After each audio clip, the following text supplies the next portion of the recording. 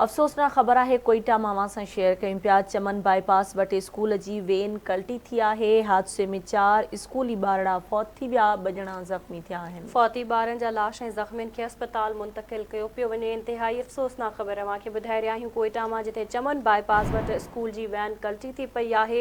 हादसे जे नतीजे में 4 स्कूली ॿार फौत थी पिया आहिनि, जॾहिं त 2 ॼणा ज़ख़्मी थी पिया आहिनि। फौती ॿारनि जा लाश ऐं ज़ख़्मियुनि खे अस्पताल मुंतक़िल कयो पियो वञे।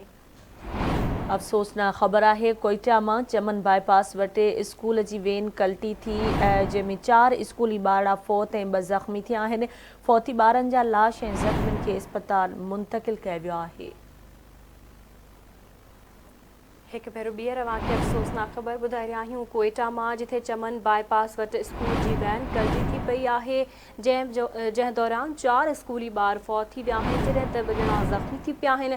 फौती ॿारनि जा लाश ऐं ज़ख़्मियुनि खे अस्पताल मुंतक़िल कयो वियो आहे।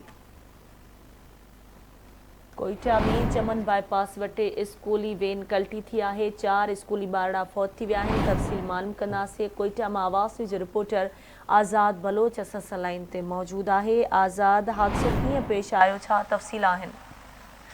जी बिल्कुल, ये कोयटा बलोचिस्तान चमन के इलाके बाईपास वटां तेज़ रफ्तार स्कूली वेन ब्रेक फेल थियण सबबि कल्टी थी पई आहे। कल्टी थियण जे नतीजे में 4 ॿारड़ा फौत थी विया आहिनि ऐं 2 ॿारड़ा सख़्त ज़ख़्मी थी पिया आहिनि।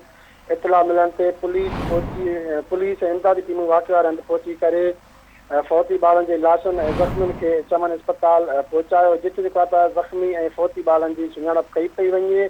होॾां राब्तो करण ते पुलिस ॿुधायो आहे त वेन जेका त ॿारनि खे स्कूल खां वापसि घर तरफ़ खणी वञी वई हुई, त जेका त ब्रेक फेल थियण सबबि रोड जे किनारे सां टकराइजी वई, जंहिं सबबि जेका त वेन कल्टी थी किरी पई, जंहिंजे नतीजे में 4 ॿारड़ा जेका त फौत थी विया आहिनि ऐं 2 ॿारड़ा ज़ख़्मी थी पिया आहिनि।